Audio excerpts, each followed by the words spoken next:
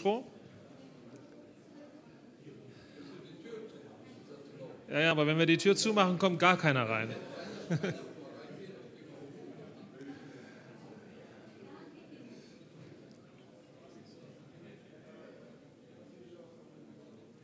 Ich finde immer, man muss einfach anfangen. Wissen Sie, die Leute müssen ein schlechtes Gewissen haben, wenn sie nicht dabei sind.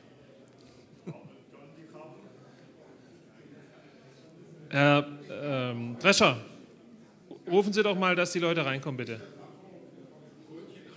Richtig. Oder Udo, du hast noch eine lautere Stimme. Mach mal, genau. Herr Svens, kommen Sie doch bitte zu uns nach vorn. Ja. Wir wollen ja die Stunde, die wir noch haben, nutzen, dass wir da auch vernünftig ins Gespräch kommen. Und ich vermute mal, dass die Kollegen dann doch schrittweise hier bei uns sich einfinden werden. Ihr müsst mal ein bisschen draußen jetzt, weil...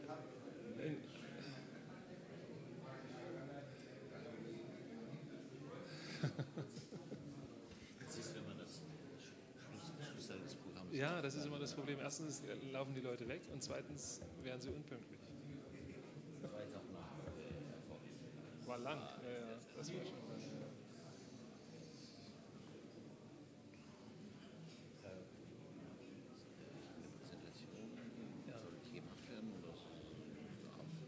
Also ich mache erst eine erste Fragerunde, wo wir so allgemein ein bisschen Geschäft in der Ukraine besprechen und dann gehen wir nochmal, die anderen Kollegen haben glaube ich auch ein paar Slides dabei, nochmal so in die individuelle Sicht. Aber ich würde erst gerne mal frei von Charts mal einfach mal... Ich überlasse es Ihnen. So, also...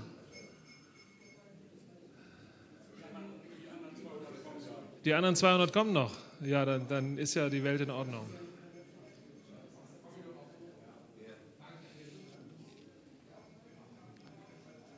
So, wir hätten gern Herrn Lubarev bei uns. Lubarov wahrscheinlich. Lubarev. Ja, das machen wir gleich alles. Machen wir gleich. Von Metinvest, Director of Corporate Finance and Treasury. Und wir haben Herrn Ledic, habe ich schon gesehen, von Andritz Hydro.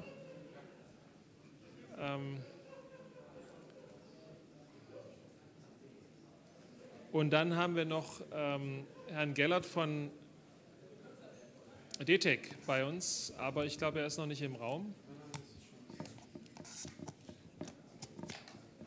Ah ja, sehr gut.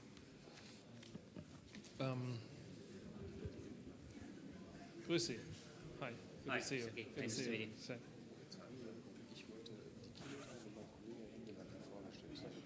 Alles gut. Ja? Ja. Wir machen erst eine kurze Runde so allgemein und dann gehen wir in die Präsentation. Okay, und der Teil? Der kommt jetzt gleich. Ja. Der kommt gleich.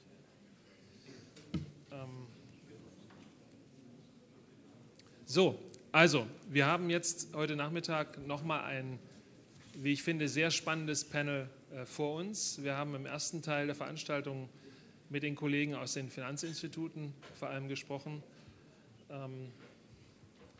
Bitte, wo нужно? In English. Or we switch probably complete to English. Is it okay for everybody? Yeah. Not Ukrainian, not Russian. Not Ukrainian, not Russian. It's okay. Yeah. So after the first panel that was basically dedicated to the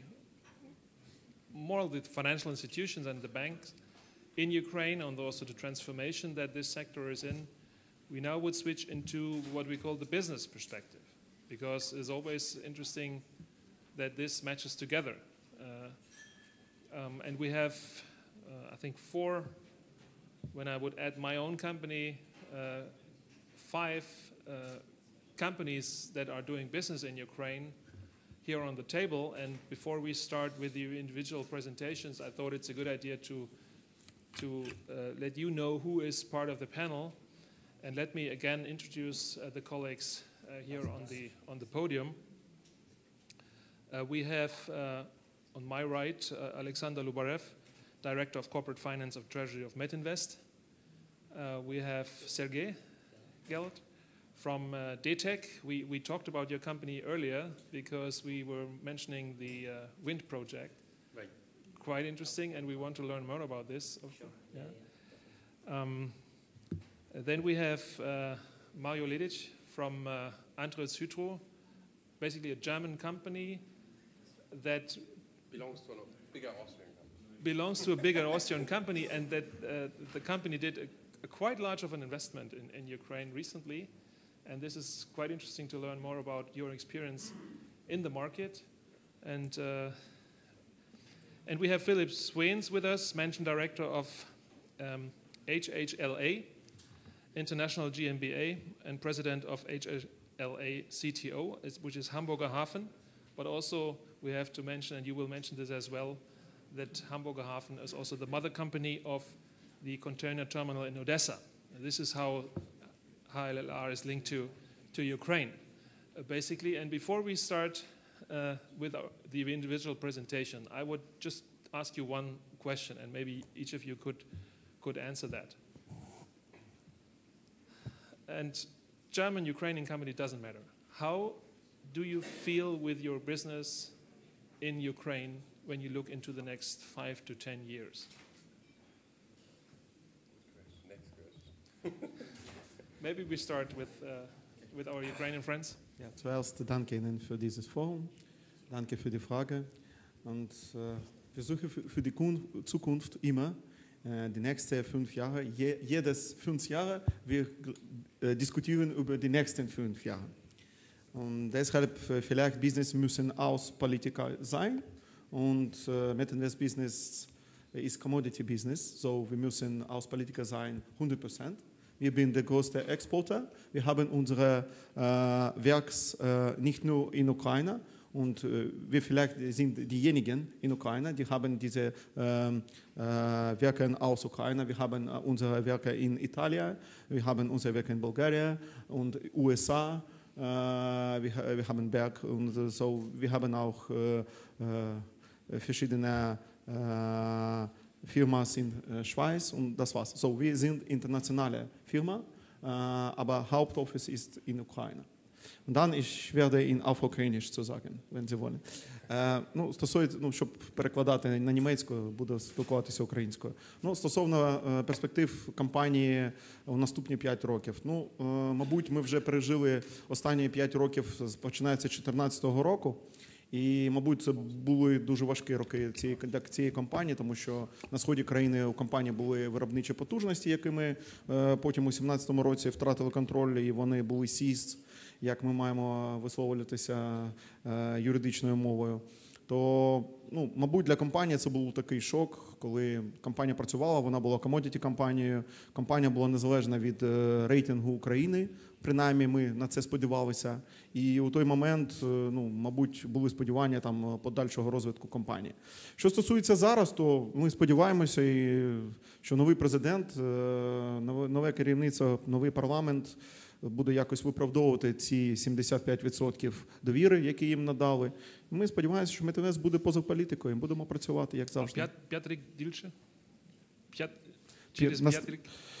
In 5 years. Наступні 5 років, мабуть, ми б хотіли, щоб Україна стала дійсно, принаймні, стала ближче набагато, аніж зараз до європейської ком'юніті, бо це лише висловлювання. Зараз ми дуже багато спілкуємося про це, але насправді Україна дуже далека від Європи, і Європа, мабуть, також не дуже завжди happy to have Ukraine nearby, Okay. Тобто тому треба, щоб Європа стала частиною ближче до України, Україна стала ближче до Європи. Це, мабуть, найбільш важливо. І ситуація у самій країні повинна бути якось стабілізуватися. So very positive outlook, I have to say, and of course, I can mention this here. This is no self-advertising, but we are happy to supply you with our bearings in Ukraine. So this is a very good and I think promising relationship. Mr. Geller, if you look 5 years ahead, DTEC will equip Ukraine with wind energy and regenerative energy. We just saw a paper by our good friend Hans-Josef Fell. you know, the great green pioneer of Germany who wrote a piece on Ukraine. And the message is Ukraine now have to decide whether it goes with a new energy, probably even switching completely in a certain time from now, or stay, as he calls it, with the old energy oligarchs. So this is the decision he sees. How would you see your company developing over the next 5 years, 10 years? Sure. Well, I guess first to answer or react to your comment. I mean, we at DTEC, of course, support renewables, and we see that this is a very important sector. I will, if there's an opportunity to talk about and go through the presentation, I'll show you where and how we're supporting that sector. However, the conventional business, the conventional energy sector is still important. I mean, you can't, and I think it's a bit premature to say that it's possible to just shut down all the TPP, thermal power plants, and cut off the coal and only focus on the CO2 emissions. And it's just impossible from the grid from a grid perspective and from the market perspective. However, in let's say 5 years' time and longer term, we of course are going to continue on the DTEC Energy side to improve our CO2 emission footprint. We are focusing already on that now, and we will continue working with the DTEC Renewables, which is the future for the sector in general. Okay, we are looking forward afterwards to your presentation and the details. Basically, last year we had a good conference on renewables in Lviv. And there is the famous Ukrainian singer, Ruslana, and she was trying to convince us that really Ukraine can switch completely in, I think, 20 years from now. So that is, I think it's always good to have those pioneers and people who would say this is the thing we need to do. I mean, look at the German Greens result at the moment. This is the strongest party at the moment in Germany. Nobody would expect this a couple of years ago. So, but the realities of business, of course, sometimes are different, and we need to balance, I think, those two approaches. Mr. Ledig, Antritz, maybe you should, in one word, say what you are producing and what you are First, let me speak in German, because our client, Ukrohydroenergo, today is here, and as also announced in the conference, so I will talk in German. Als erstes, würde ich eher Ihre Frage umdrehen und sagen, wenn ich 5 Jahre zurückschaue, war ich selbst noch nicht bei der Andritz, aber ich glaube, hätte keiner in dem Moment geglaubt, dass wir dastehen, wo wir heute sind, das heißt mit einem ersten Großauftrag. Jetzt, wenn ich 5 Jahre vorausschaue, dann hoffe ich in 5 Jahren hier zu stehen und über weitere natürlich Projekte in der Ukraine zu sprechen. Also ich bin Optimist. Und in einem Satz, worin der Großauftrag besteht, machen Sie dann lieber eine Präsentation. Das mache ich. Okay, gut. Herr Sven, wie sieht der Hafen Odessa heute und in 5 Jahren aus mit Ihrer Unterstützung? Wir freuen uns übrigens auch, dass wir Frau Jarova bei uns haben, die nicht nur im Vorstand des Deutsch-Ukrainischen Forums ist, sondern auch im Vorstand des CTO in Odessa. Ja, wir sind seit 2001 in Odessa tätig. Wenn Sie mir Ihre Glaskugel geben, dann würde ich schauen, wie die nächsten 2 Jahre gehen. Ich glaube, wenn ich auf die letzten 18 Jahre reflektiere, wo wir da waren, war es ein Rollercoaster. Sehr gute Zeiten, sehr schlechte Zeiten, dann sehr gute Zeiten wieder. In den letzten 1,5 Jahren, seit ich da bin, hatten wir, und das ist nicht, weil ich da war, sondern allgemein, weil die ukrainische Wirtschaft sich deutlich positiv entwickelt hat, hatten wir eigentlich sehr gute 2 Jahre. Wir hatten letztes Jahr 20% Wachstum auf dem Containerterminal in Odessa. Davon träumen wir in Hamburg. Also da sprechen wir von 2, 3, 4%. Und die Ukraine ist in einem Stand, wo noch viel mehr geht, wo der Containerisierungsgrad sehr, sehr gering ist, wo die Importquote relativ gering ist zu anderen Ländern. Das heißt, das Potenzial nach oben ist enorm hoch. So, dann ist die Frage, was passiert politisch, was passiert auch mit der Infrastruktur, weil Trade funktioniert nur, wenn die Infrastruktur auch da ist. Und das ist das große Fragezeichen, was wir haben, wie die nächsten Jahre sich entwickeln werden. Aber insgesamt sind wir positiv. Ja, und vielleicht noch ein Satz. Es ist ja auch so, wenn man sich mal auf dem Globus umschaut und wenn man mal die aktuellen Entwicklungen etwa im Kontext der Seidenstraße sich anschaut, stellen wir fest, dass es gerade eine Renaissance der Häfen gibt. Hamburg ist ein gutes Beispiel, aber ich sage auch mal Piräus, ich sage Triest, ich war neulich am Suezkanal, Suezport. Überall dort, wo unsere chinesischen Freunde den Eindruck haben, es nützt auf dem Weg nach Europa, wird, glaube ich, das Hafengeschäft profitieren. Wir müssen nur aufpassen, dass die Häfen in ihrer Hand bleiben oder in der Hand der jeweiligen Owner. Da und arbeiten nicht komplett. wir dran. Übrigens auch Mombasa, da war ich auch neulich ganz stark in Richtung Silk Road unterwegs. Gut, also das war mal die Ouvertüre. Ich glaube, jeder von Ihnen hat eine kleine Präsentation, richtig? Ganz kurz. Ich würde mal sagen, so 8 Minuten jeweils, schaffen wir das? Ja? Und dann Alexander, давайте. Не давайте, the floor is yours. And we can have a sit.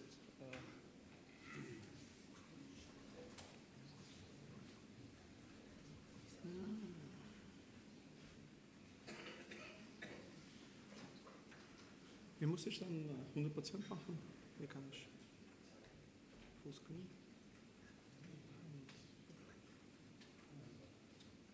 Okay. Also, okay. Da. Klar, okay. Einmal da. Danke. You start with your financials? Я почну українською мовою, щоб колеги чули німецькою мовою, бо ich habe deutsche Sprache als zweite Sprache an der Uni studiert und die Business-Sprache in Ukraine ist Englisch. Wenn wir machen Business mit unserer deutschen Kollegin, dann wir machen das auf Englisch. Oder vielleicht Ukrainisch von Zeit zu Zeit oder Russisch. Und deshalb vielleicht wir müssen mehr Zeit zu verbringen, mehr Business zu machen, dass wir können mehr Deutsch zu sprechen zwischen Ukraine und Deutschland. Und jetzt ich werde wechseln nach ukrainischer Sprache. Доброго дня, дякую. Я буду дуже коротко стосовно financials компанії. Мабуть, ми розуміємо, що співпраця з Німеччиною неможлива, якщо нема чого показати, і, мабуть, це дуже важливо. Стосовно компанії, мабуть, ми єдина компанія в Україні, яка є інтернаціональна, в нас є активи по всьому світі, в нас є копальня у Сполучених Штатах, це Metallurgical Coal, в нас є заводи металургійні у Італії, Болгарії, у Великобританії, поки що об'єднана Європа, мабуть, все ж таки Велика Британія. В нас majority of assets, основні активи, вони знаходяться в Україні. Ми українська компанія, але українська міжнародна компанія. Принаймні, наприклад, наша швейцарська донька, яка торгує 100% нашої продукції, вона вже 20 років на ринку. Її знають компанії, тому ми маємо можливість залучати фінансування у Швейцарії, ми маємо можливість залучати фінансування від Deutsche Bank у Німеччині і таке інше, синдиковані кредити. Але ECA – це, мабуть, справа життя, яка з'явилася в нас дуже давно, але вона була дуже непопулярна, бо це час, бо це 6-9 місяців, щоб зробити ці ECA. Там компанії було легше випустити бонди чи залучити якісь там речі, синдикат. Я хотів би сказати одне дуже важливе питання, щоб не популяризувати компанію. По-перше, все ж таки, мабуть, якісь методики стосовно ECA, вони повинні бути змінені. Тому що, наприклад, Metinvest від Фіча має рейтинг B+, що на 2 ночі вище, аніж рейтинг суверену України. Тобто це означає, що Metinvest stronger than Ukraine. І я згоден, що, мабуть, це питання можна обговорювати нескінченно, але це те, що показує реальність життя. І якщо брати, наприклад, Moody's, так, ми лише 1 ноч вище суверена, але індикатив рейтинг Moody's каже, що якби Metinvest знаходився в Україні поза зоною де вона є зараз, то, мабуть, Метінвест був би investment grade. Тобто це означає, що коли бізнес з Німеччини, банки, ECA, вони роблять бізнес з Метінвестом, то це означає, що вони роблять бізнес компанії із України, компанія, яка має інвестиційний грейд. Ну, принаймні, ми сподіваємося на це. Хотів би сказати дуже одне важливий експірієнс, бо це все познається у історії. Як я казав, що ECA не був дуже популярним у Метінвеста, і до 2014 року, принаймні, був лише один ECA. Але треба звернутися до цього прикладу стосовно того, що це був ECA дуже невеликий, але це обладнання, воно постачалося на Єнакіївський металургійний завод. З 2017 року, березня, ми вже не контролюємо цей завод. Але незважаючи на це, Метінвест виконує свої обов'язання і принаймні, ми сподіваємося, ще декілька років і ми зробимо повне повернення цього кредиту. Кредит був застрахований ECA Hermes. Кредит був виданий Deutsche Bank. Ніякої застави там не було, але ви ж розумієте, застава у Єнакієва на непідконтрольній території, вона, це нічого, це майже нуль. Тобто компанії, незважаючи на те, що, мабуть, можна було оголосити форс-мажор і сказати, ось люди прийшли якісь там з automatic machine guns і seize the assets, ми б могли не повертати цей кредит. Як дуже багато компаній зробило в Україні. Але Метінвест продовжує обслуговувати цей кредит, ми його погасимо. І я хочу сказати, що, мабуть, партнерство – це не тільки коли тобі дуже гарно, це коли дуже погано.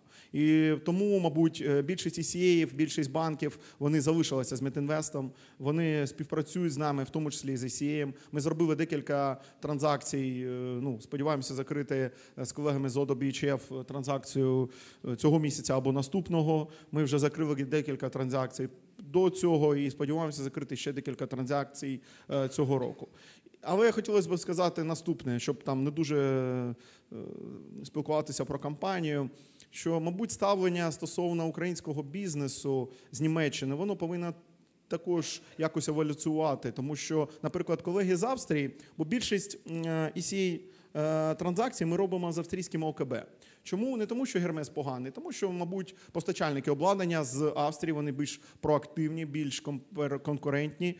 І, чесно кажучи, ОКБ як експортна агенція, вона перестраховує ризики у Hermes. Не буду давати якісь деталі, але я хотів би також сказати, що ми, коли проводимо тендери зараз стосовно постачальників, ми завжди робимо це на comparable basis. Тобто, якщо постачальник приходить і приносить фінансування від німецького банку і є іншуренс від ECA Hermes, і якщо його вартість цього обладнання, вона конкурентна, то ми обираємо його. Але якщо приходять інші конкуренти з Австрії, і він приходить і каже, що ось у німецького постачальника немає нічого, можливо, навіть дещо краща ціна, а ми даємо вам 10 років відтермінування або кредит, то, безумовно, ми будемо обирати того, хто нас підтримує фінансово. І тому, якщо ми хочемо, щоб Україна і Німеччина, тому що не Європа, а Німеччина, ми сьогодні говоримо про Німеччину, розвивала свої стосунки, то, мабуть, треба більш бути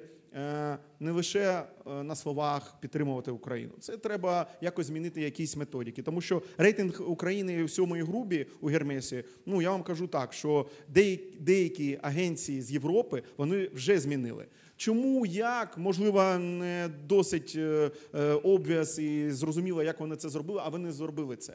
І це коштує нам дешевше. Ви розумієте, що премія на 10 років, наприклад, на обладнання з постачанням Маріуполь, вона коштує enormous piece of money. Тобто це double digit.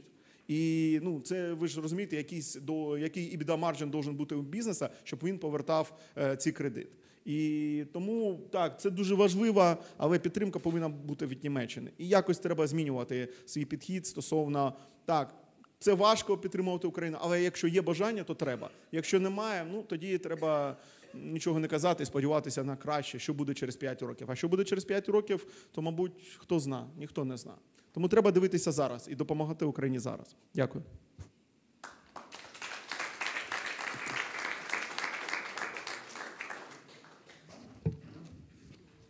That was what we call a Punktlandung in German. And now we would go with André Citro. And I think you will have another colleague also here on the podium, as you indicated. Ja.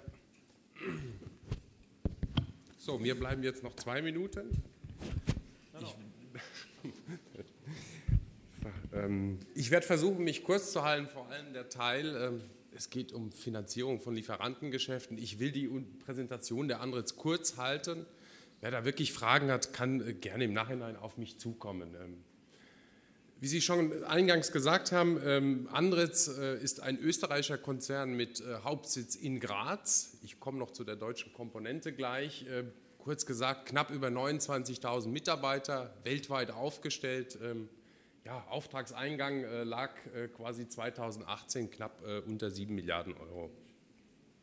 Wir sind in 4 Sparten aktiv. Das ist einmal die Wasserkraft, einmal der Papierbereich, Metall und Separation. Ich werde mich heute auf den linken Teil, das heißt die Hydro, konzentrieren. Wir sind heute gut vertreten, zu dritt aus der Andritz Hydro in Ravensburg und meine Kollegin aus der Finance quasi ist die 4. Verstärkung. Die Andritz in Deutschland, ja, der wichtige Part, mehr als 30 Unternehmen, die meisten davon im süddeutschen Raum angesiedelt. Wir haben etwas mehr als 6.300 Mitarbeiter und sind aus Deutschland heraus weltweit in verschiedenen Märkten aktiv. Sie sehen auf der Karte unten ganz links, die Andritz Hydro GmbH sitzt in Ravensburg, das heißt in der Nähe des Bodensee, wirklich eine sehr schöne Region mit ja, knapp 450 Mitarbeitern, davon die Hälfte etwa im Engineering. Wir sind, glaube ich, knapp zu 90% im Export aktiv, weltweit für Märkte zuständig, unter anderem auch in Afrika, Zentralasien, aber auch Pakistan. Und in Europa ist natürlich die Ukraine mit in unserer Verantwortung. Wir haben einen Jahresumsatz von ca. 180 Millionen Euro aus Ravensburg heraus und sind in Europa der größte Turbinenfertigungsstandort im Bereich Wasserkraft. In der Ukraine sind wir seit 1992 mit einem eigenen Büro aktiv. Das hat mich selber bei der Recherche überrascht, dass das schon so lange ist. Aber ein Markteintritt, der will auch gut vorbereitet sein. Ich selbst persönlich bin seit 3 Jahren in der Andritz Hydro aktiv und seitdem oder kurz danach, nachdem ich eingestellt wurde, war auch die Ukraine auf dem Schirm. Das heißt, das Thema von Markteintritt, Projektabwicklung, aber auch Finanzierung ist seitdem auch auf meinem Schirm. Aber zu dem Auftrag sage ich gleich noch was. Wir haben auch einen kleineren Auftrag bekommen, das heißt Mini-Hydro Powerplant, war ich auch überrascht mit einem Output, ich glaube knapp von 0,2 Megawatt, das heißt auch in dem Bereich sind wir aktiv. Ich stelle Ihnen ganz kurz auch unser Großprojekt vor, das ist das Wasserkraftwerk Dnipro 1. Das ist, soweit ich auch richtig liege, das älteste sowjetische Wasserkraftwerk. Ich glaube, Bau in den 20er Jahren. Ich darf nichts Falsches sagen, unser Kunde ist heute auch da. Dass wir quasi seit 2016 haben wir den Auftrag bekommen, als erstes ausländisches Unternehmen. Sie sehen unten links auch in der Finanzierung EBRD, EIB. Das hat es natürlich wesentlich einfacher gemacht, was die Zahlungssicherheit ist, aber wir sind de facto heute noch das erste ausländische Unternehmen, was in dem Bereich auch aktiv ist. Inbetriebnahme, Planung 2021. Ja, Sie sehen hier auf dem Bild rechts das schöne Wasserkraftwerk, in der Mitte die Vertragsunterzeichnung und ich darf insbesondere auf dem Foto sehen Sie rechts Herr Krusch, der stellvertretende Generaldirektor von UHE, der sitzt heute auch im Podium und Frau Chrapova, die Finanzchefin unseres Kunden, ist heute mit dabei. Nochmal ein herzliches Willkommen in Berlin. Die natürlich beide beim Thema Finanzierung ja, heute in der Diskussion am Vormittag, die wir in unserem Büro hatten, aber auch, ich glaube, im ersten Panel aufmerksam zugehört haben. Zielprojekte, das heißt, Sie haben vorhin nach 5 Jahren gefragt, was sehen wir in der Ukraine? Der Staat plant natürlich die Verdopplung des Anteils der Wasserkraft auf 15,5%. Ich glaube, aktuell liegen wir knapp über 8%.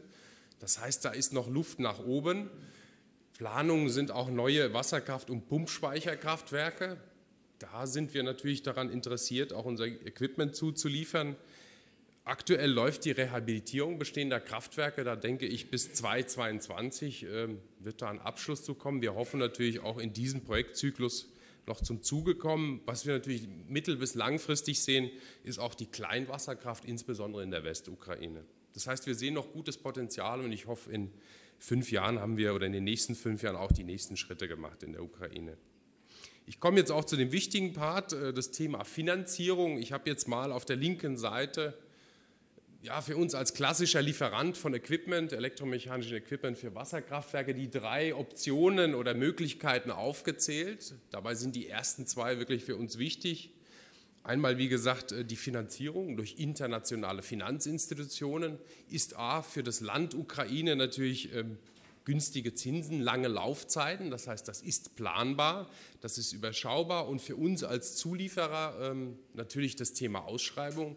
Das heißt, im gleichen Zuge natürlich eine Transparenz ist gegeben, Wettbewerb ist da und zuletzt am Ende ist es natürlich die Zahlungssicherheit. Das heißt, eine Institution wie die EBRD oder EIB, die ein Projekt finanzieren, garantiert uns als Lieferanten natürlich auch, dass wir am Ende unser Geld bekommen. Was natürlich für die ukrainische Seite notwendig ist, ist auch eine zeitintensive Projektvorbereitung. Sie müssen sich vorstellen, an dem Tag, an dem Sie die Idee haben, ein Projekt, wenn es ein neues ist, zu entwickeln, sind Sie an gewisse Standards gebunden, sonst werden Sie einfach von internationalen Finanzinstitutionen nicht finanziert. Der zweite Punkt ist die kommerzielle Exportfinanzierung. Schade, dass Herr Abking von Euler Hermes jetzt weg ist. Ihn hätte ich gerne noch was zu den Sonderkonditionen gefragt. Er hat das geschickt ausgelassen. Das Länderrating der Ukraine ist 7 von möglichen 7. Das heißt de facto unterm Strich, es ist ein hohes Länderrisiko und es schlägt sich irgendwo im Preis beim Kunden nieder. Das heißt, die Diskussionen laufen natürlich, dazu kommen noch Auflagen, hatte ich gesagt, sie müssen nach internationalen Standards arbeiten. Dazu zählt das Thema Umwelt- und Sozialstudien und natürlich die Dokumentationspflicht. Vorteil ist, neue Projekte können über einen langfristigen Zeitraum auch finanziert werden. Der letzte Punkt, lokale Bankenförderprogramme, hatten wir heute schon ein Panel, ein sehr interessantes, wobei, wenn ich das aus unserer Sicht sehe, unsere Projekte sind sehr langfristig. Wenn es um das Thema Neubau geht, 10 Jahre plus X, da sind natürlich die lokalen Banken auch von den Finanzierungsmöglichkeiten, was das Volumina angeht, und zweitens natürlich auch von den zeitlichen Komponente eher im Moment noch nicht unser Partner. Was uns aktuell beschäftigt, heute auch vielfach diskutiert, ist einmal das Wahljahr natürlich in der Ukraine. Wir haben eine von 2 Wahlen hinter uns, erwarten jetzt Mitte oder Ende Juli quasi die Parlamentswahlen. An für sich klar, welche Frage stellt sich, fallen wir in ein gewisses Gap oder wird es ein Gap geben oder wird es zügig quasi mit dem Reformkurs weitergehen, beispielsweise die Zusammenarbeit mit dem IWF. Das heißt, Sie brauchen auf der anderen Seite natürlich, wenn Sie die Fortsetzung wollen, auch einen Gesprächspartner. Das wird Zeit in Anspruch nehmen. Was wir natürlich begrüßen im Moment ist die erste oder zweite Auslandsreise des neuen Präsidenten findet statt nächste Woche, beziehungsweise wird in Berlin stattfinden. Und da sind wir natürlich auch auf die Gespräche und den Output gespannt. Was mein Kollege Dieter Erke mir heute schon ein bisschen vorweggenommen hat, Wettbewerb aus Asien. Wir haben in den letzten Jahren Erfahrungen in Afrika gemacht, aber auch in Zentralasien, spüren natürlich, dass die Chinesen nicht nur in der Ukraine, das ist Osteuropa, aber auch Südosteuropa, in der Vergangenheit waren es große Versprechen, mittlerweile auch mit der Realisation von Aufträgen beginnen. Da ist natürlich der Bereich Infrastruktur prädestiniert. Das sind günstige Konditionen, wenig gebunden an Reformen, kaum Wettbewerb und klar, wurde heute schon gesagt, außerhalb des OECD-Konsensus. Was ich persönlich befürchte, dass genau diese Finanzierung aus China heraus auch eine gewisse politische Einflussnahme mit sich bringt. Ja, ich komme schon zum Schluss, würde gerne noch mal zusammenfassen. Die Ukraine an für sich ist ein sehr interessanter Markt, ich glaube auch über die Anriss hinaus. Da sind Themen wie Automotive, Landwirtschaft, erneuerbare Energien insgesamt. Ich glaube, da ist noch viel Potenzial, aber auch das Thema Produktionsstandort Ukraine. Die Finanzierungskonditionen sind zentraler Punkt, wie in jedem Markt. Das heißt, am Ende unterm Strich, klar zählt die Qualität, klar zählt immer noch Made in Germany, aber am Ende darf die Differenz der Angebote nicht so riesig sein. Deshalb bin ich auch persönlich der Auffassung, wirtschaftlich und politisches Interesse aus Deutschland heraus, aber auch aus Europa heraus, kann auch durch Finanzpolitik gesteuert werden. Das heißt, es gibt hier noch Rädchen, an denen man drehen kann. Nicht zuletzt dadurch kann man auch den Reformkurs der neuen Regierung, der kommenden, auch bestätigen bzw. beschleunigen. Was wir nicht vergessen dürfen am Ende ist, unser Wettbewerb aus Asien schläft nicht. Dankeschön.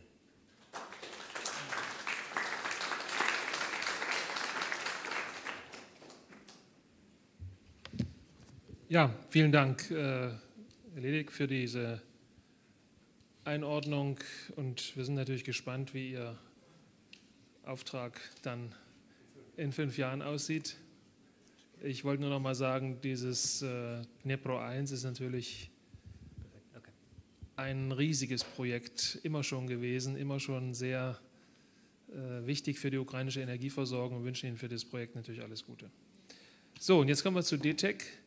Nach Wasserkraft werden wir sicherlich auch hier nochmal weitere Formen erneuerbarer Energien in der Ukraine zu hören bekommen. Thank you. I'll do it in English. Sure. That's fine, right?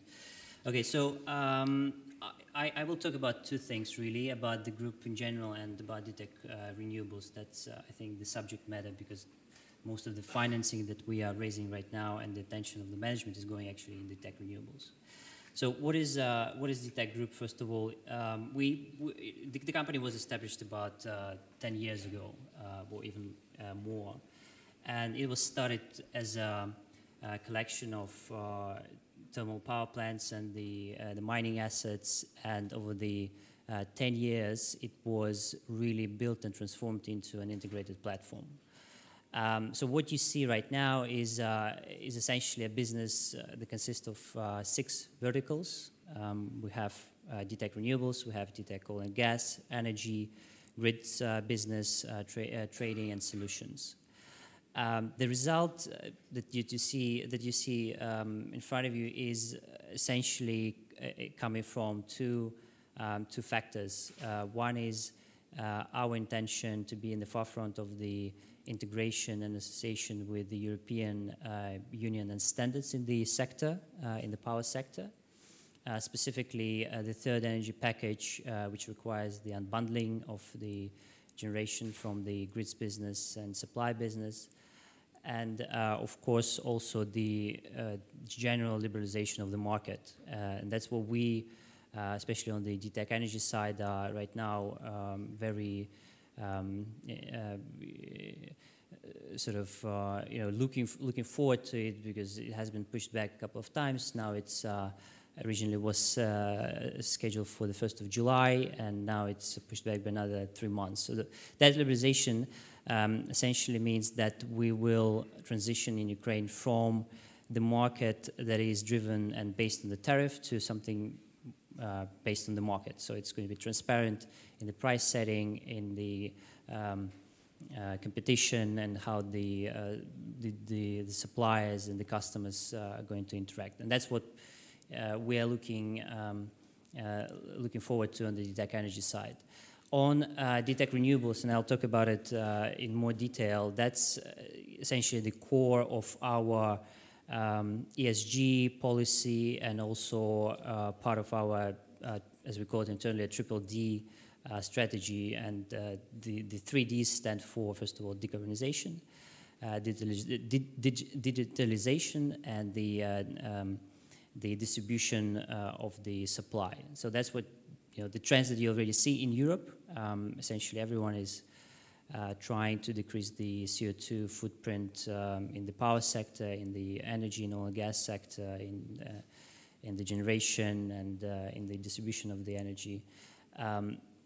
That is currently happening in Ukraine. It's a fairly slow process, and we are trying to be the pioneers in that. The next slide shows our position in Ukraine. So this is an asset-heavy business. That's the nature of the power sector. So we have assets across the Ukraine. We have also the leading position in all these subsectors. In oil and gas, we are one of the largest private companies in terms of production. We have been the largest generation business up until now, and in renewables, and we are hoping to continue to have that market share. So you can see it's almost a quarter in the renewable sector.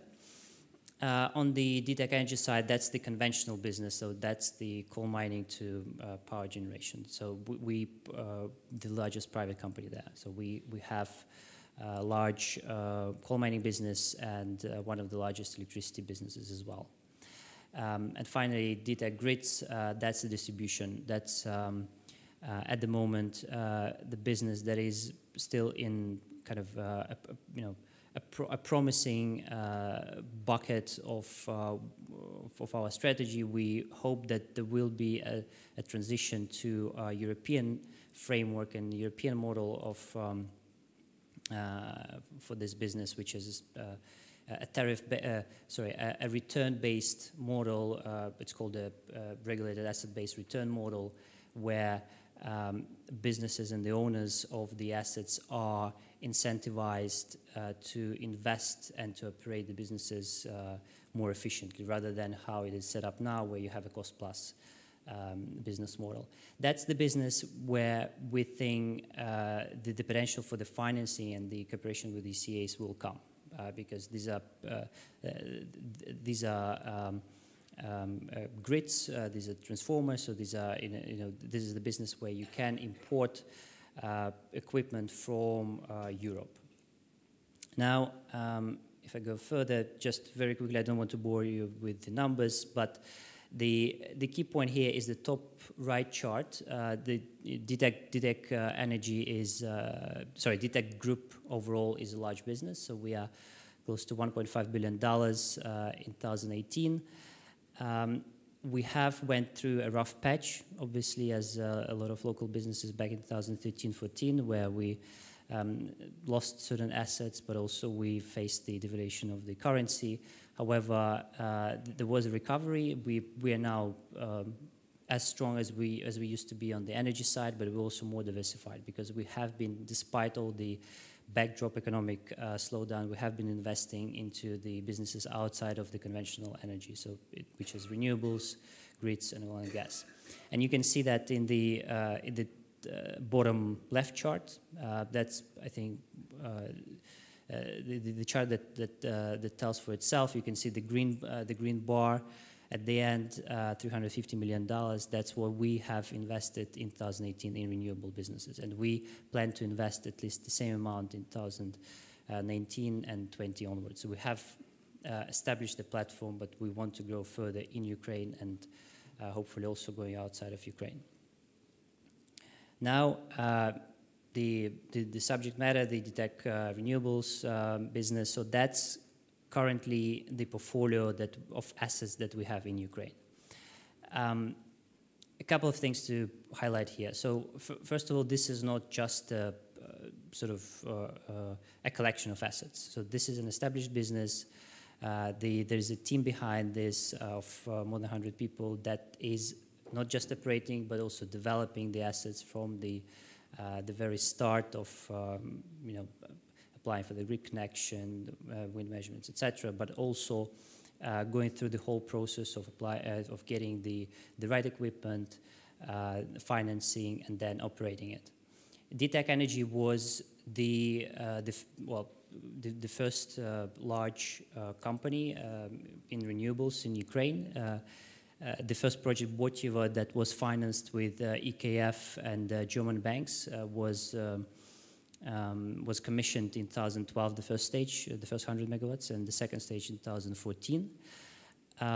This is the utility scale wind project. So if you compare that to other projects in Ukraine, this is the large single kind of location, single asset with the top-notch equipment.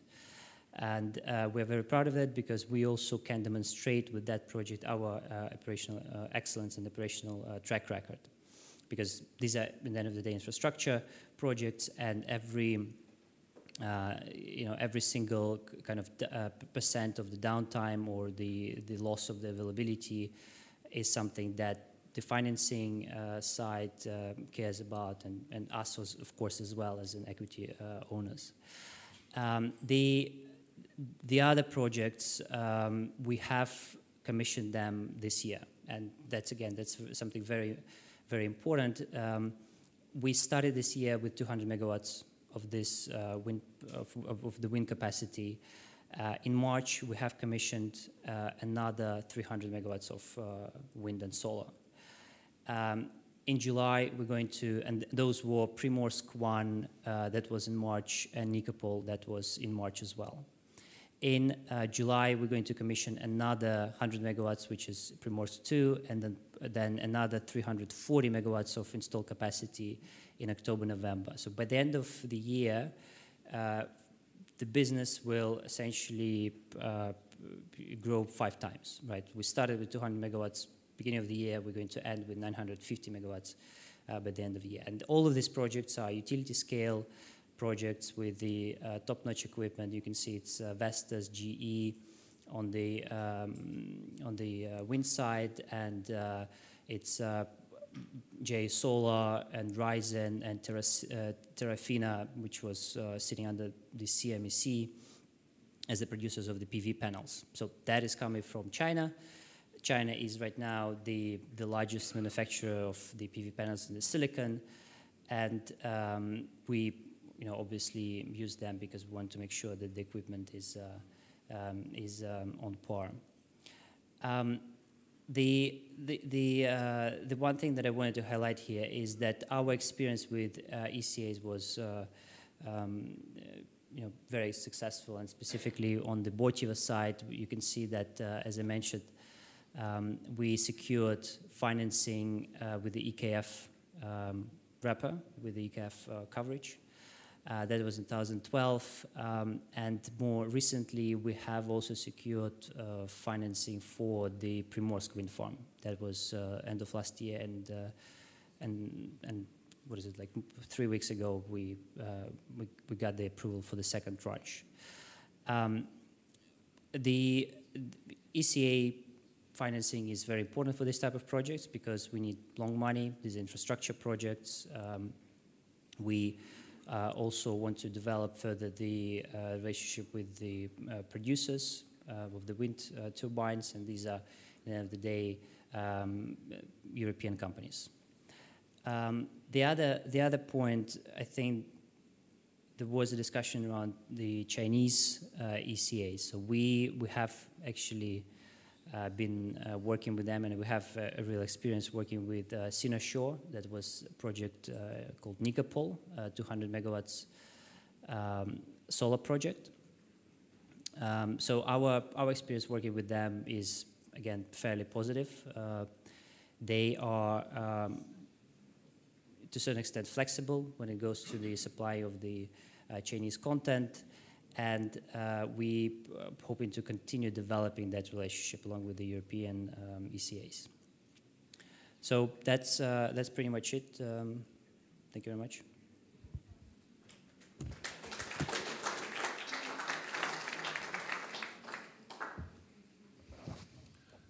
Thank you.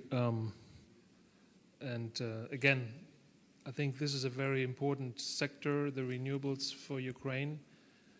So we have good experience with wind energy. And I just say one sentence about my company, Schaeffler, producing bearings, including the big windmill bearings, so the large one that could have a diameter of around up to 3 meters. So they are quite large. But there's another sector in Ukrainian renewables industry that is bioenergy. And also here, Ukraine has a big potential, probably the biggest in Europe, bioenergy. And there are some German projects ongoing. Some of them, unfortunately, in the annexed zones. But still, this sector has a big potential, given the fact that Ukraine is basically an agricultural country by tradition. And I'm not so sure about solar, but I think also solar has a perspective somehow in the southern parts around the sea. But basically, I think wind is the key for the upcoming. Talking about the sea, this is a good bridge for Odessa. I mean, for people like us, Odessa is of course a legend back in history, and with all the cultural and historical, stories around the city, including the famous song by Vysotsky, "Который раз лечу Москва-Одесса." So there is a big history about the city, and we have a great pleasure to have today another port, Hamburg, a legend as well, talking about business in Ukraine. Mr. Svens, the floor is yours. Thanks a lot. Being the last one to present is not always an easy thing to do, so I'll try and keep it short and entertaining. We are now going to old industry a little bit, or what I like to say, big toys for big boys, those cranes. Können Sie es vielleicht?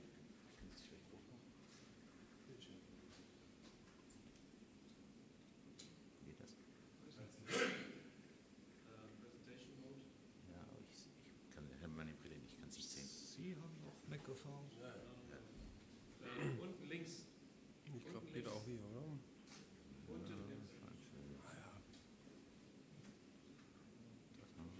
Yeah. Wir haben die technische Probleme gelöst. So, again, big toys for big boys, cranes, containers, big boxes going in and out of a country.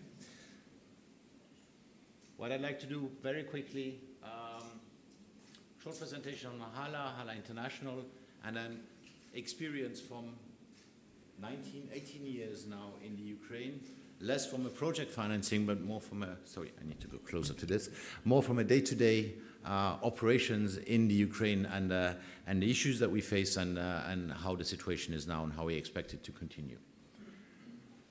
Hamburger Hafen, owned by the city of Hamburg, 68%, stock listed, 32% free float, and the total revenues 1.3 billion, 204 million in EBIT last year. We are known mostly because if you go to Hamburg, you can almost not miss the terminals in Hamburg. Those are the three main terminals. We have a small little competitor also, but we'll discard him for the time being. We are the biggest operator in the port of Hamburg. And with the terminal on the left-hand side, Altenwerder, which was one of the very first automated terminals in the world. Now everybody's copying us, but at the time it was pretty new. What many people don't know is that we are also the largest intermodal operator. We operate roughly 500 trains a week from Hamburg, from the other ports towards the inland. And as you can see here, none of those trains for the time being go to Europe because there's a gauge difference between, rail track difference between Europe and Ukraine. Ukraine has a broader rail track, and Metrans for the time being is focusing on that. But we are looking at what we could do in the future in the Ukraine also. I'm the managing director of Hala International. Hala International, quite new company, 2 years old. Professor Lindner was saying that the ports are now being more fashionable and that more people are talking about it. We've heard that, and we are also now looking at expanding internationally. So Odessa had been with us in the portfolio for many years, as well as a smaller company in Georgia and Azerbaijan. And then last year, beginning of last year, we acquired the container terminal in Tallinn in Estonia, which are now in the process of integrating. And that's not the end of the story. Watch out, there will be further news coming at some point in time, but we are actively looking at further increasing our footprint. Odessa, biggest terminal, container terminal in the Ukraine. Since 2001, we are there. We've invested a total of roughly 150 million euro. We are now in the process of further investments, roughly 20 million euro that we're investing this year. So that shows to the question earlier on, we are confident about the future, otherwise we would not put in the soil 20 million, which is very difficult to get back afterwards. So it's quite positive. It's the biggest container terminal.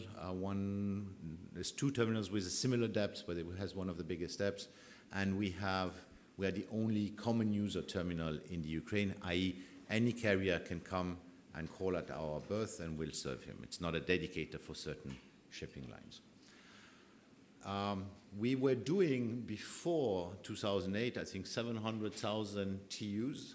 Then came 2008, the crisis, then it went up again, then came 2014, the crisis, it went up again. We are now roughly at 330,000 TEUs.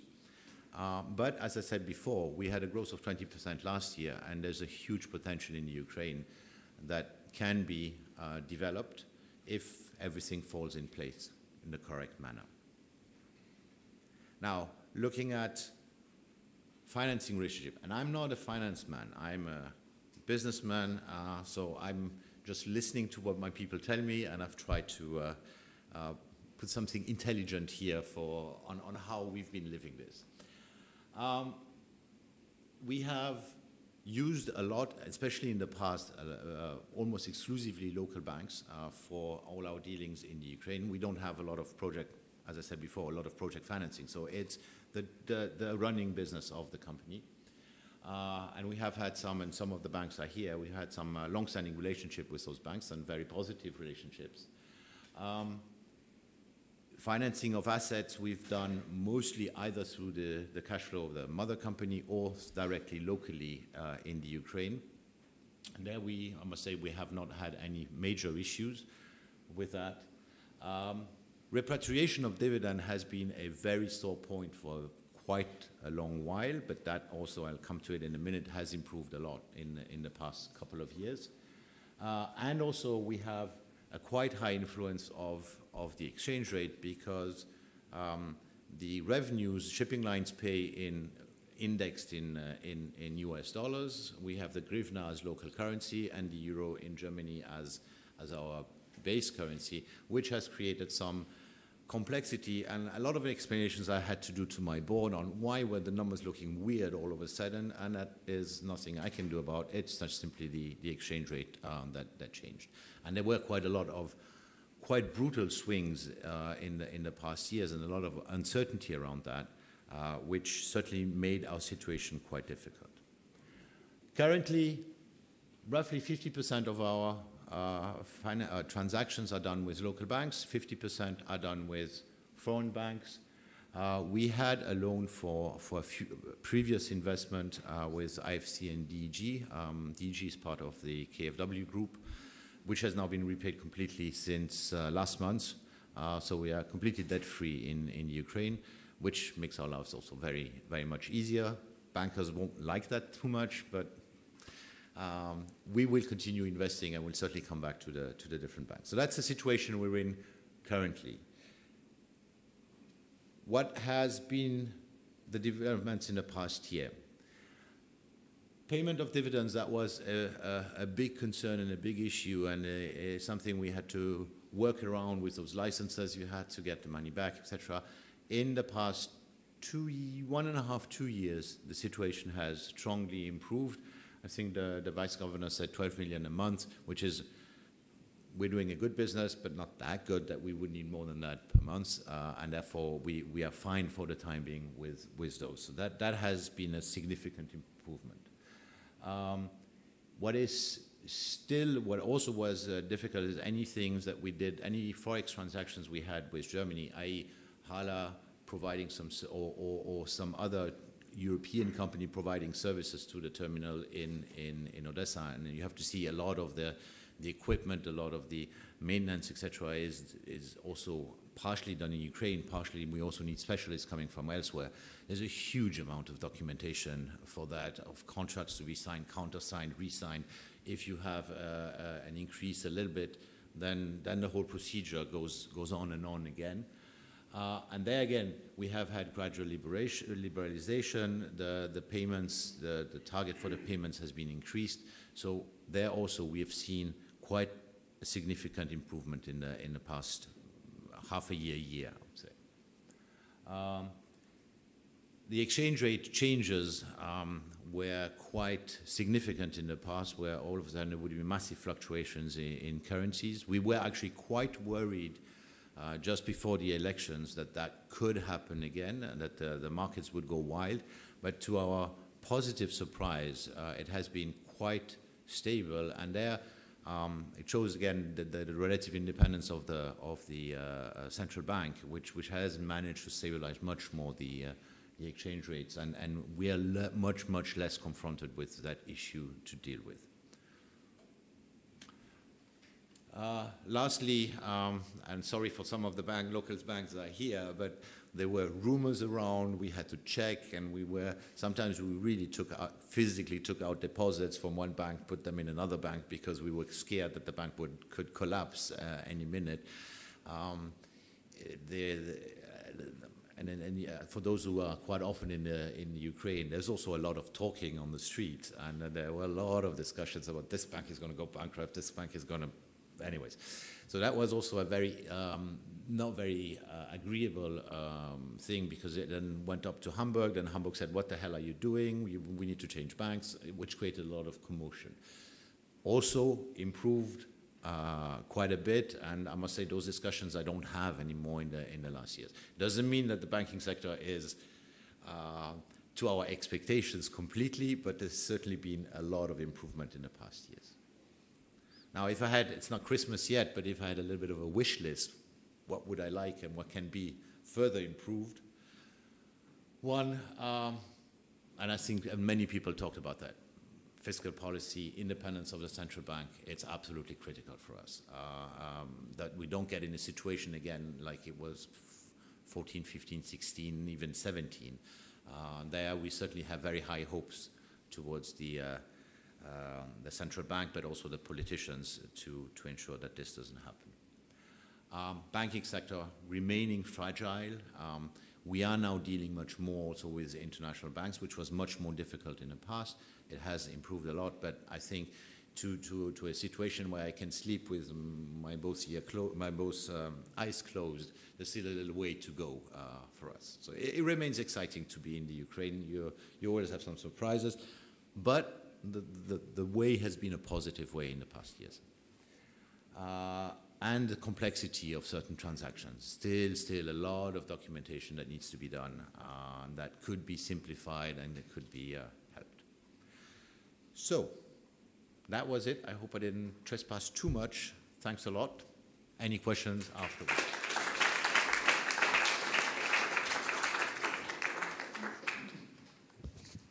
Well, very good. And congratulations also to your Estonian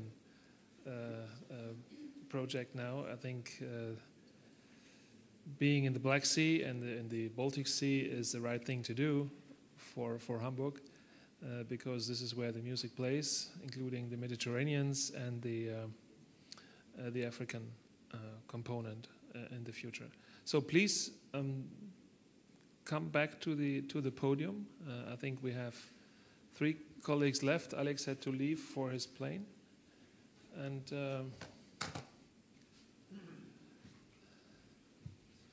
there is one topic that we didn't touch so far, and that is about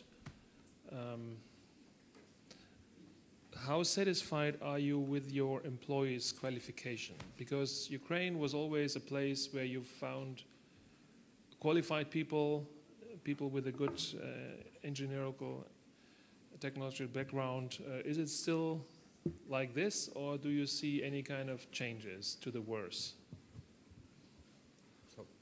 Would you have one micro? Yeah, everybody has one. Yeah. Maybe you would start as a foreign investor. So in our business, as I mentioned, since 1992, we have our own office in Kiev. So if you're talking about local staff, this is the moment one person we are satisfied with. But looking at our project, it's the execution. We are cooperating with local companies. So all in all, I would say that we are satisfied with the education and the level of education. Of course, things have to be changed in the future, looking at standards. I would say also certification, but I think they are on the right way. Odessa, yeah. You have a good structure of high schools there, so probably... We have, I mean, if you look at the total number of employees, we have a lot of blue-collar workers. And we also have, I think that needs to be said also, we also have a completely local management. So it's not that we come in with a busload of Germans and they manage the terminal, but and the experience has shown us that it's the best way to do is a completely local management. I would say we have had, and most of the people have stayed very long in the company, so we have had a very good track record in Odessa. I would say the situation is getting a little bit more tense. Poland, many Polish workers used to work in Germany. Now the Ukrainians are going to Poland. We even have in Tallinn, because the market situation in Tallinn is actually even worse, it's quite bad. We now have Ukrainian gangs working in the port in Tallinn. So the situation is a little bit, is not easy, and we need to be careful that, that the growth in the Ukraine is not hampered by lack of available people. Yeah, we do have the same issue, not in Ukraine specifically, but for instance in Hungary, I think I have around almost 6,000 people in Hungary in 2 plants, and one is close to the Austrian border. And you can imagine what people are doing. They live in Hungary and work in Austria, and they're crossing the border and in the morning and back in the evening. And the second issue, unions and trade unions are going eastward step by step. At least we have the experience in our plants. So you also have to deal with the local unions more and more, which is good to have, of course, no doubts about this, but it's a challenge as well and makes working cost more expensive. But you are probably also with the local management and local engineers. Sure. Well, I mean, I can just second what was told about the migration. I mean, in the mining sector, that's definitely an issue for us as well. I, however, saw just recently some statistics showing that that level, when people, in terms of the salaries, when people pick up their stuff and move to Poland, is very close now. So the companies increasing the salaries are getting to the level when, at least in the mining sector, people stay with the companies like us. On the financing side, and that's the area sort of my expertise and my team. I mean, I can't be happier because people are very smart, bright, well educated, and I can compare that to my experience working abroad. The third sort of category, what I wanted to highlight, to what you said in the beginning about the engineering skills, and that is important, and that's what we're trying to leverage on the renewable side, because we see that that workforce almost our competitive advantage when we are thinking about the expansion outside of Ukraine. So using the skills that people have in Ukraine and those engineering teams and technical teams going outside of Ukraine and helping us developing presence there. I think it was Metinvest with the project in Mariupol. Do you have also business in the? Yeah, maybe someone else from Metinvest is still here can comment, but I can comment on that. Because it's a topic. I mean, we shouldn't exclude this here. Maybe we don't discuss it, but we at least should touch it for a second. That there's a lot of business lost in the east of Ukraine for Ukraine as an asset for export, as an asset for the wealth of the country. And this is really a very sad story about over the last 4 years, 5 years. There were certain also German investments in that area, in the Donetsk area and Luhansk, and we know about this. And I just want to make that political point here, that we will not accept this also as German, investors, that this part of Ukraine should be lost forever. And I want to make that point here very clear. We cannot do a lot as business people, but we can have an opinion on that. And I think this is something that we can also sometimes expose. Since people are already here over the whole day, we don't want to go too much into the details. I think, are there any specific questions from your side to our esteemed speakers? Please.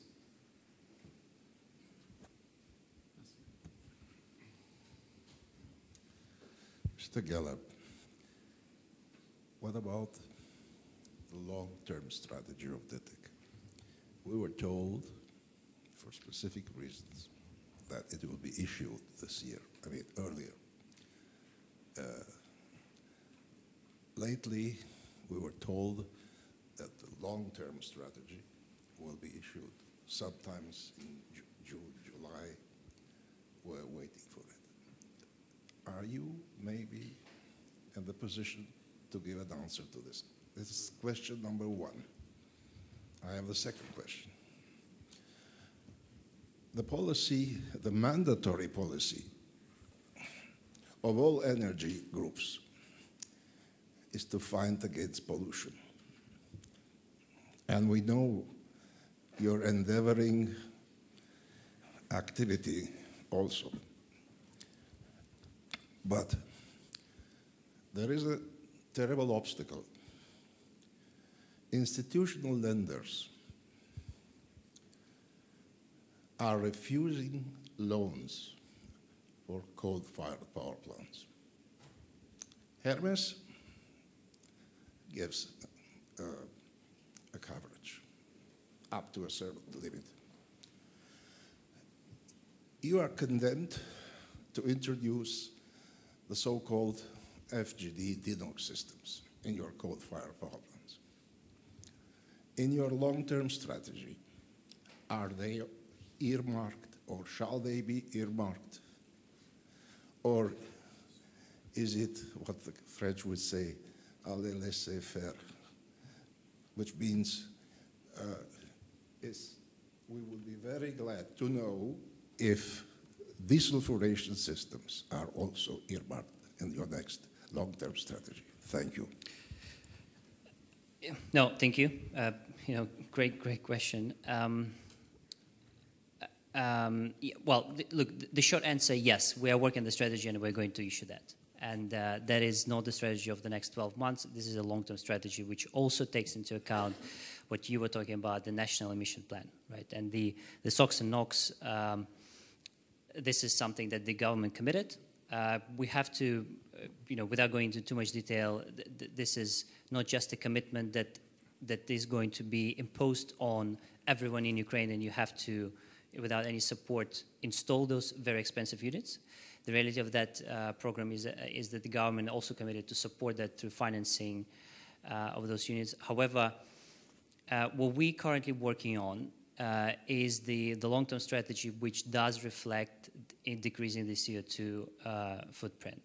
However, realistically, Ukraine is not in a position to completely shut down the thermal power plants. That's impossible. Maybe pushing it a bit, but this is a problem with third world countries where you can shut down the coal-fired plants, go for renewables or gas, and put those extra costs on the industry or the households. That is impossible to do in Ukraine right now. I mean, that is no-go. And this is not just because of the electricity prices, it's also because the coal mining sector is an important part of the economy, right? You can't just let all those people go full stop. However, going back to our strategy within the DTEC Energy, I think DTEC Renewables is a fairly straightforward, right? I mean, we're just going to continue developing, and we think that renewable sector in general, with the growing efficiencies and the fact that you can also fight the intermittency of that electricity with the storage or balance of solar and wind, that will continue growing, and we will continue investing money there. But on the DTEC Energy side, where we see ourselves in the next 5 years is becoming not bigger. It's going to be a more nimble business with likely fewer thermal power plants, higher margins, higher efficiencies. Yes, we will consider installing SOx and NOx units, of course. However, if you look into that plan, this is something for 2030 onwards. That's the schedule of those things. Mm-hmm. It's very difficult to say where we're going to be in 10 years' time. Sorry. Yeah.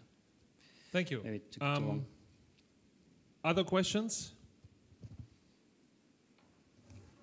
So if not, then I have a suggestion. And here again, Odessa comes into the play.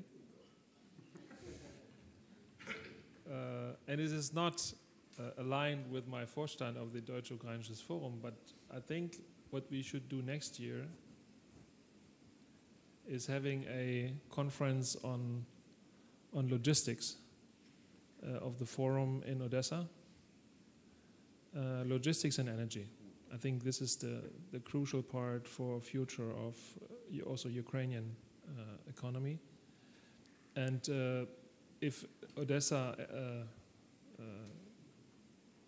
port agrees on helping us also with the organizational part, then we would invite the companies that were here around the table today, also others from the sector. I think we should definitely also invite our colleagues from Duisport. I know there are some. Well, you know, we are an NGO basically, and we can and should invite also competitors in a way. I mean, in Odessa you have also, of course, the Hausrecht anyhow. So, but I think this is a good idea, not just to do this in Berlin, but also go to Ukraine with that kind of conference. Because we want also to address the colleagues in Ukraine, probably have the governor there from Odessa, as we did last year in Dnipropetrovsk, or now is it called Dnipro. And I think this idea hopefully will get out of this conference as our next step. Let me thank you for being here the whole day. I know it's there are more entertaining things outside this building around in Berlin, probably except the temperature. So thank you to Deutsche Bank. Mr. Wood, you are still here. Thank you for having us. Great pleasure, and also supporting Berlin Economics, the AHK, the Ostausschuss, and of course the embassy. I think always a pleasure. And to the speakers for making this long way to Berlin and supporting us with that conference. The Deutsch-Ukrainisches Forum says Dankeschön and see you next time. I want to thank also the organizers from our team, Dr. Adelt, Herr Drescher, and of course our big Ukrainian friend in Germany, probably the biggest, Gerald Praschel from our board, Svetlana. So thank you to make this happen and to organize this. And переводчики, как на украинском, не знаю. Перекладачі. Дуже дякую. Thank you.